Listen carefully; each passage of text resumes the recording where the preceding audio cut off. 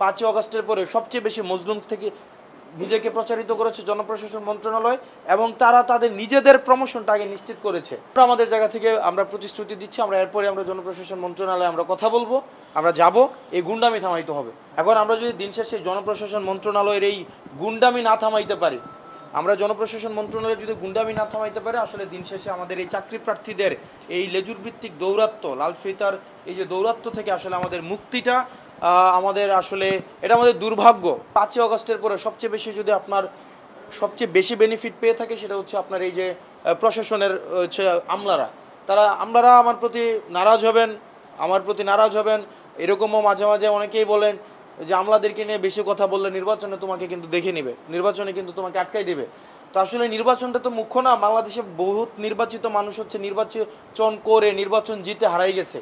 আবার অনেক মানুষ আছে নির্বাচনে অনেকবার হেরো প্রাসঙ্গিক থেকেছে। আসলে রাজনীতিটা জিতা হারার বিষয় না, রাজনীতি হচ্ছে সময়ের সাথে প্রাসঙ্গিক থাকার বিষয়, মানুষকে ধারণ করার বিষয় এবং আমরা যারা মজলুম আছি তাদেরকে ধারণ করার বিষয়। এই জনপ্রশাসন মন্ত্রণালয় দেখেন 5ই আগস্টের পরে সবচেয়ে বেশি মজলুম থেকে নিজেকে প্রচারিত করেছে জনপ্রশাসন মন্ত্রণালয় এবং তারা তাদের নিজেদের প্রমোশনটা আগে নিশ্চিত করেছে। আমরা দেখি তো অনেক ডিএস নিজেদেরকে নিজেরা প্রমোট করে জয়েন্ট সেক্রেটারি হয়েছে, এডিশনাল সেক্রেটারি হয়েছে, 2টা-3টা করে প্রমোশন পর্যন্ত নিছে, কিন্তু তাদের নোটবুকে এই চাকরি প্রার্থীদের নিয়ে কোনো ধরনের পরিকল্পনা নাই, কোনো ধরনের রুটিন নাই। আমরা পিএসসির উদারতা দেখেছি, আমরা অনেক আন্তরিকতা দেখেছি, আমরা স্যারের আন্তরিকতায় আমরা অনেক প্লিজড। স্যার বারবার যে কোনো বিষয় দেখেন, পিএসসিকে যে আমরা দায়ী করি, যে কোনো একটা বিষয় যদি নতুন প্রণয়ন করতে চায় সেটার জন্য চাকরি বিধি সংশোধন করতে হয়, এই বিধি সংশোধনের জন্য আবার যাইতে হয় এটা জনপ্রশাসনে। তাহলে আপনার দিন শেষে আপনি এই পিএসসির যদি উদারতাও থাকে কোনো বিষয় সংশোধন করার, কোনো নতুন হচ্ছে আধুনিকায়ন করার বা প্রয়োজনের সাপেক্ষে সময়ের সাপেক্ষে কোনো নতুন হচ্ছে পলিসি অ্যাডপ্ট করা, দিন শেষে কিন্তু এই পিএসসি এটা করতে পারে না, পিএসসির এই বিধিতে সেটা নাই। তো তার মানে দেখেন আমরা কিন্তু পিএসসিকেই টার্গেট করি, পিএসসি এটা কেন করছে না, কেন নাম্বারপত্র। এই যে আমি মিরাজ প্রশ্ন করলেন, মনিরা শারমিন আপা প্রশ্ন করলেন, আমাদের প্রত্যেকেরই রাইট রয়েছে, আমি যে পরীক্ষাটা দিয়েছি সেটাতে আমি কত নম্বর পেয়েছি সেটা দেখার আমার এখতিয়ার রয়েছে, কিন্তু সেটাও যদি করতে চাই তাহলে বিধি সংশোধন করতে হয়। এই বিধি সংশোধন করার জন্য আমাকে তাহলে কোথায় যাইতে হবে? আমাকে আবার সেটা জনপ্রশাসনে যাইতে হবে। আবার এই যে আমাদের যদি প্যানেল ভিত্তিক, ক্লাস্টার ভিত্তিক যদি আমার পদের যে বিষয়টি, সেটি হচ্ছে জনপ্রশাসন আসলে মন্ত্রণালয় আসলে সুরাহ করে দিবে। আপনারা যে বলছেন যে আমাদের এই নম্বরপত্র দেখা, আমি সার্চ করলে যেন আমি নম্বরটা দেখতে পাই, সেটারও যে একটা হচ্ছে আপনার ডিজিটাইজেশনের যে বিষয় আছে, আমি ডিজিটালাইজেশনের কথা বলছি না, ডিজিটাইজেশনের বিষয় আছে, সেটার অর্থের ছাড়পত্র, সেটাও আপনার জনপ্রশাসন মন্ত্রণালয় থেকে রিকোয়েজিশন দিতে হয়। মানে আমরা যেটা দেখলাম আসলে পিএসসি হচ্ছে একটা ব্যানার, এটা একটা ব্যানার, মানে এটার ফাংশনালিটিস নাই, ফাইন্যান্সিয়াল অটোনমি নাই, এবং ফাংশনাল অটোনমিও নাই, সেটা আসলে বাধা ধরা হচ্ছে জনপ্রশাসন মন্ত্রণালয়ের কাছে। এখন আমরা যদি দিন শেষে জনপ্রশাসন মন্ত্রণালয়ের এই গুন্ডামি না থামাইতে পারি, আমরা জনপ্রশাসন মন্ত্রণালয় যদি গুন্ডামি না থামাইতে পারে, আসলে দিন শেষে আমাদের এই চাকরি প্রার্থীদের এই লেজুর ভিত্তিক দৌরাত্ম, লাল ফিতার এই যে দৌরাত্ম থেকে আসলে আমাদের মুক্তিটা আমাদের আসলে এটা আমাদের দুর্ভাগ্য। আমরা আসলে রাজনীতিবিদদের নোটবুকেও আমরা নাই, রাজনীতিবিদরাও হচ্ছে আমাদের হচ্ছে নির্বাচন, তারপর হচ্ছে আসন ভাগাভাগি, তারপর হচ্ছে পরবর্তীতে মন্ত্রণালয় ভাগাভাগি, সেগুলো নিয়ে ব্যস্ত। আর এটা দুঃখ, আপনারা এখানে অনেক চাকরি প্রার্থী আছেন, এটা বাস্তবতা, রূঢ় বাস্তবতা। সেটা হচ্ছে আপনারা শুধু সংখ্যায় ম্যাটার করেন। কোনো একটা আন্দোলন হোক তখন আপনারা নামবেন পিছনে, একজন রাজনীতিবিদ এসে সামনে দাঁড়াবে, তখন ওই রাজনীতিবিদদের পোর্টফোলিওটা ভারী হবে যে আমার পিছনে অনেক মানুষগুলো আছে। তো এটা রূঢ় বাস্তবতা, সেই বাস্তবতা মেনে নিয়ে আমরা আমাদের জায়গা থেকে আমরা প্রতিশ্রুতি দিচ্ছি, আমরা এরপরে আমরা জনপ্রশাসন মন্ত্রণালয়ে আমরা কথা বলবো, আমরা যাব, এই গুন্ডামি থামাইতে হবে। আমরা আসলে আমাদেরকে যদি ওই লাল ফিতার দৌরাত্ম, লেজুর ভিত্তিক দৌরাত্ম এবং আমাদেরকে যদি বলে, আমরা চিন্তা করেন কি পরিমাণ মানে সনাতনী চিন্তা ভাবনা সম্পন্ন, পশ্চাৎপদ চিন্তা, মধ্যযুগীয় চিন্তা ভাবনা সম্পন্ন, 201 নম্বর রুম থেকে 202 নম্বর রুমে তারা চিঠি পাঠায় এবং এই চিঠিটা প্রথমে যায় হচ্ছে আপনার জিপিইউতে যায়, মানে 201 থেকে 201 নম্বরে একটা রিকোয়েজিশন দিবে, ধরেন ডাস্ট কিনবে, ময়লার ঝুড়ি কিনবে, তখন এটা চিঠি পাঠাবে, চিঠি যাবে জিপিইউতে, জিপিইউ থেকে এটা অ্যাপ্রুভড হয়ে আবার 202 নাম্বার আসবে, 202 নাম্বার আবার এটা জিপিইউতে পাঠাবে, জিপিইউ আবার 201 নাম্বারে পাঠাবে। অথচ তাদের সাথে তাদের চা খাইতেও দেখা হচ্ছে, মন্ত্রণালয়ে বাদাম এবং ফ্রুটস খাইতেও তাদের দেখা হচ্ছে, নিয়মিত তাদের কথা হচ্ছে, সোশ্যাল এনগেজমেন্ট হচ্ছে, তারা একসাথে মিলে ব্যবসাপাতিও করতেছে, তারা একসাথে মিলে পার্সেন্টেজ ভাগাভাগিও করতেছে, সবই করতেছে। কিন্তু তাদের কাজ করার ক্ষেত্রে এই জিনিসগুলোকে তারা শুধুমাত্র এই যে আমাদের পুরা ফ্রেম আসলে আমাদের এই প্রশাসনের পুরা মানে খোলনলচে আমাদেরকে পাল্টাই ফেলতে হবে। এটার পরবর্তীতে আমরা মাঝে মাঝে মনে হয় যে কিছুদিন আগে খুবই দুঃখজনক ঘটনা, মাইলস্টোনে যে বিমানটা পড়ছিল এটা মাইলস্টোনে না পড়ে এটা সচিবালয়ে পড়া উচিত ছিল।